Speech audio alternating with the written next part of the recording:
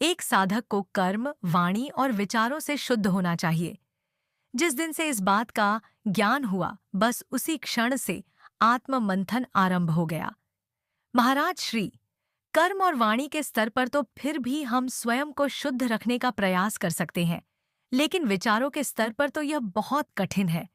मन के भीतर अनेक विकार जैसे ईर्ष्या, घृणा, द्वेष, क्रोध आदि सूक्ष्म स्तर पर आ ही जाते हैं।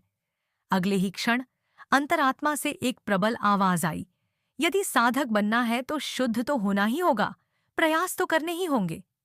मैंने बिना देर किए संकल्प ले लिया कि जब भी मेरे मन के भीतर कोई नकारात्मक विचार प्रवेश करने की कोशिश करेगा तो मैं स्वयं को अवयर, सचेत कर मन को शुद्ध रखने का प्रयास करूंगी।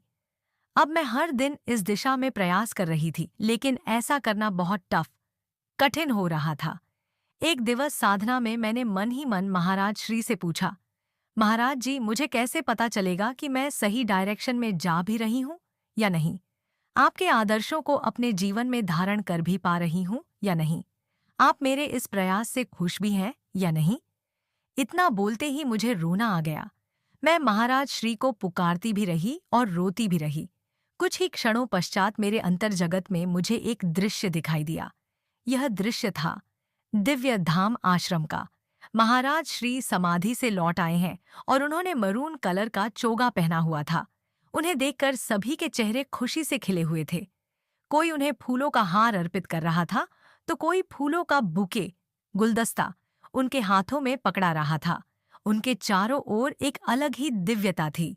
उनके दिव्य दर्शन को पाकर मेरी आंखों से आंसू बहने लगे। लेकिन महाराज श्री, वे मेरे इन भावों को देखकर अति प्रसन्न थे। उन्होंने दोनों हाथ उठाकर मुझे आशीर्वाद दिया और बोले, पूत रहो, पूत रहो, पूत रहो। साधना से उठते ही मैंने हिंदी की कुछ अच्छी डिक्शनरीज जैसे नालंदा आदि को डाउनलोड किया और उसमें इस शब्द को चेक किया। उसमें पूत शब्द का अर्थ था शुद्ध, पवित्र और निर्मल। महाराज जी ने अनुभव के भीतर मुझे 3 बार ये शब्द कहे थे, अर्थात शुद्ध रहो, पवित्र रहो और निर्मल रहो। अब सारी क्वेरीज सॉल्व हो चुकी थीं।